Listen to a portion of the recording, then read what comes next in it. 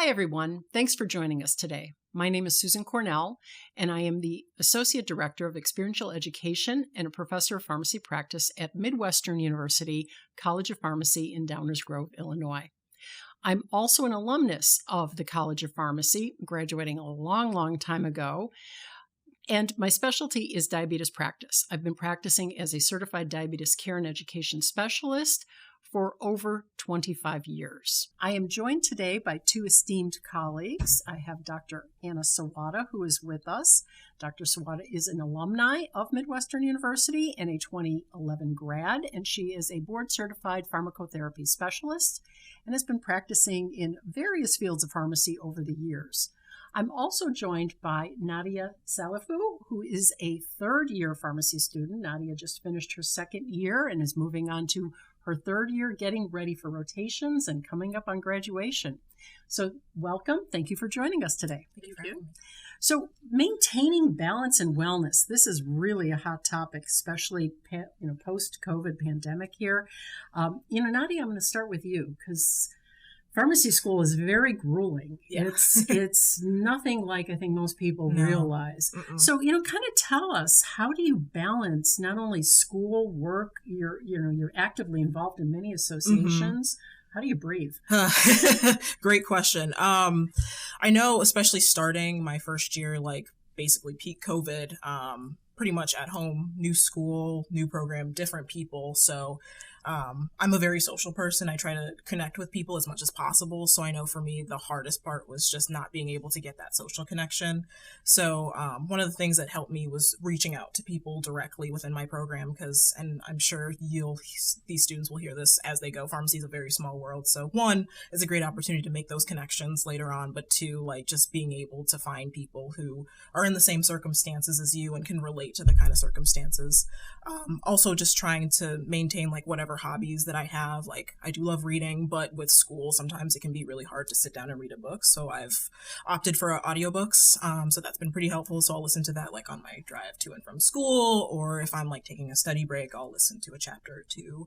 I also do music. I sing a little bit. So That's like my other little thing that I do. And then just in between like events for like orgs and whatnot, I also just try to make sure that I spend a couple hours every day just like trying to reconvene and not think about anything school or organization related. Even those like couple of like, even if it's 10, 15 minutes, I feel like that can really just give me some time to recollect.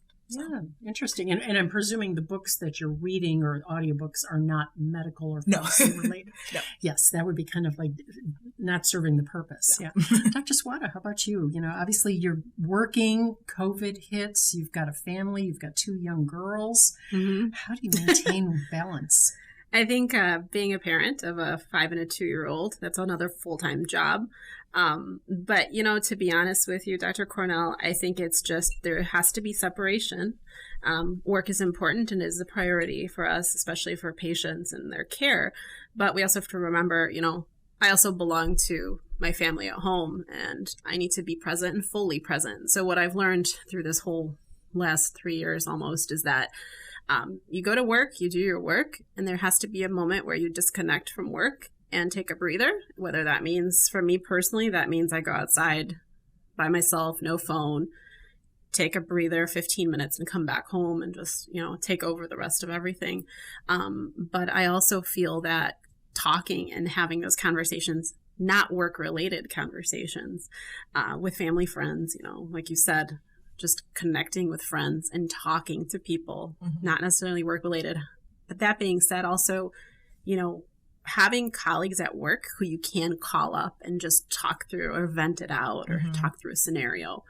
That's very important. I think that's what really has helped me through this last 3 years. Mm-hmm. Yeah, I think mental health has become to the forefront of everyone. And, pharmacists, as we've been talking, have been really recognized for our service during the pandemic. But at the same time, we've also been pushed to the limits. Mm-hmm. And it's really affecting a lot of folks' mental health. So, I know you mentioned like walking. What's something else you can do, or what would you recommend, maybe to a student who's coming into the program, like just to help them keep that balance and not get burned out? So I have to be honest. I think social media is great, but it's also a negative, and we have to learn to shut those phones down, and the iPads and the watches. And I think we need to learn that it's important to get away from that, because that influences our mind, keeps going, right? We need to rest our mind. We need to have a face-to-face conversation with somebody, whether it's our friend, our husband, or, significant others, and disconnect. I think that's my best advice, especially coming into school, because you're going to be in front of screens all day, I'm sure, as you study. It's just important to take a break.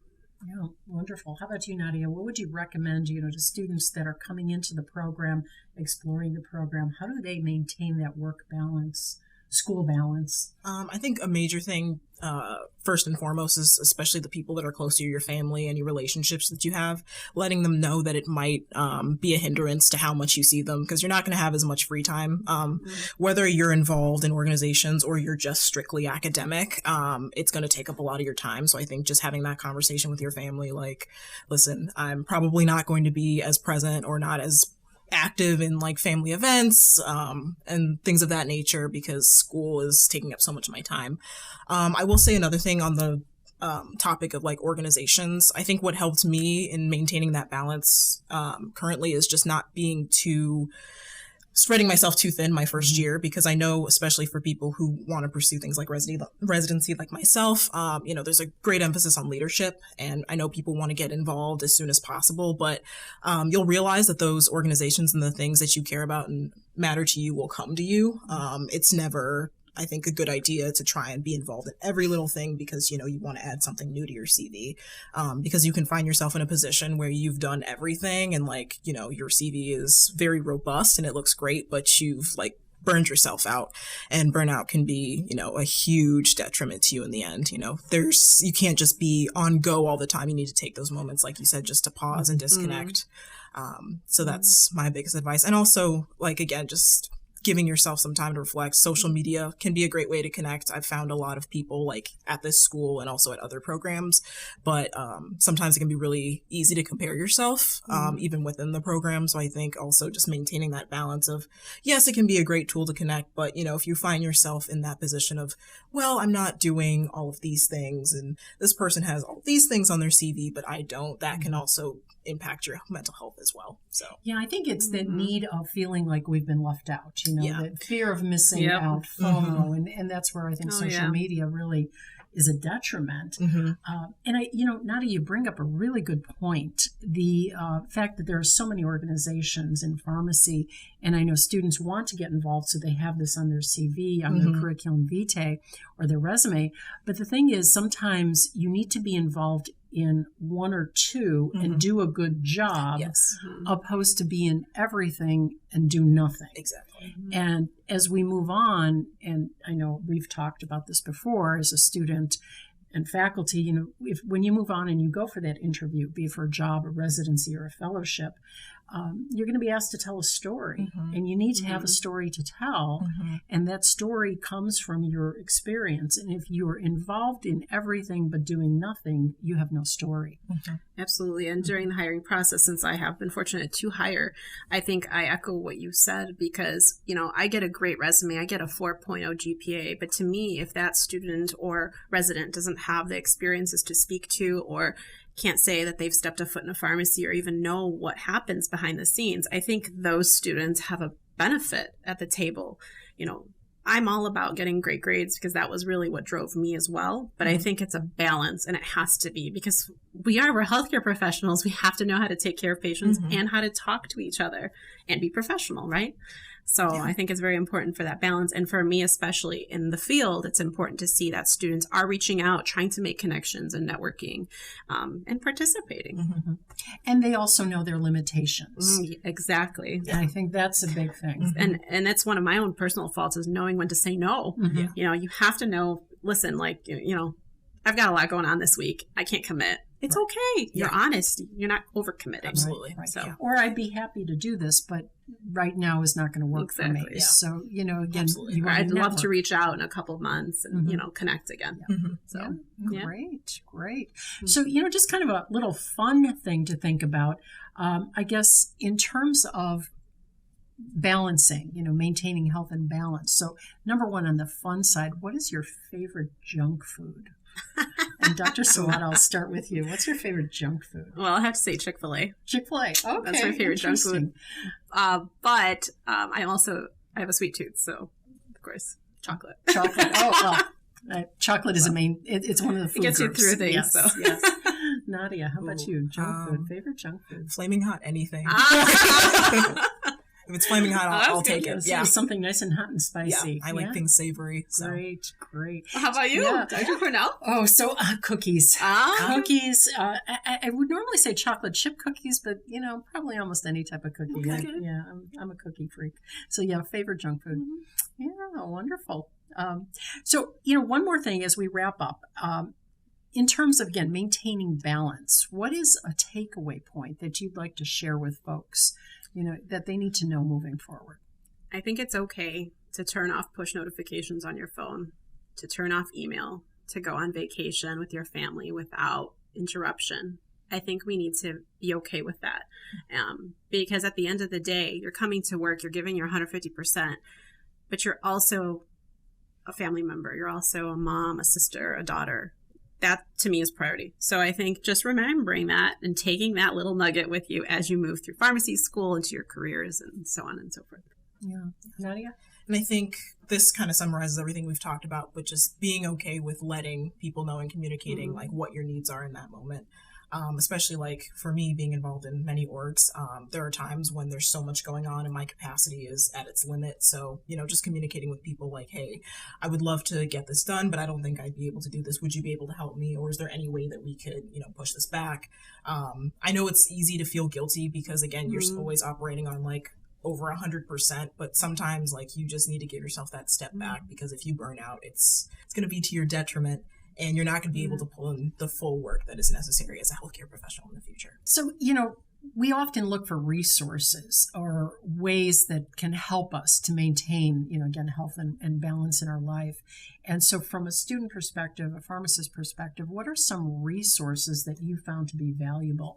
And Nadia, I'm going to start with you as a student. What resources are available? Sure. So there's the counseling services here on campus. Everyone that's here is great, and you can meet with them as little or as much as you want. I know myself as well as other peers of mine have used their services, and all the counselors there are very great, and they're willing to understand and speak a little bit to you about ways that you can manage wellness and balancing that as a student within a medical field. We also have a recreational center as well.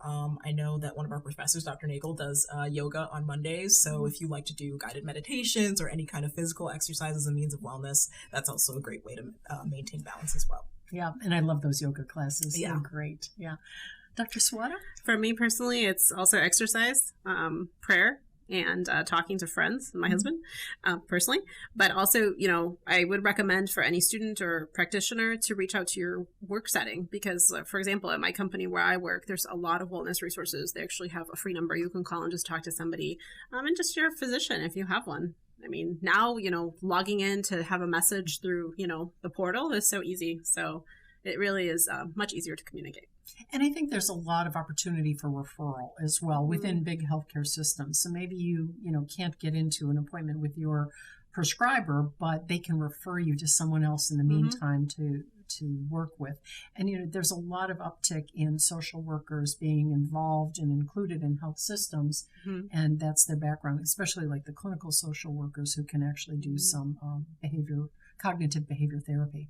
And I think as a benefit to the pandemic, telehealth and remote and anything virtual has become so easy to access. It's amazing what you can accomplish via telehealth video.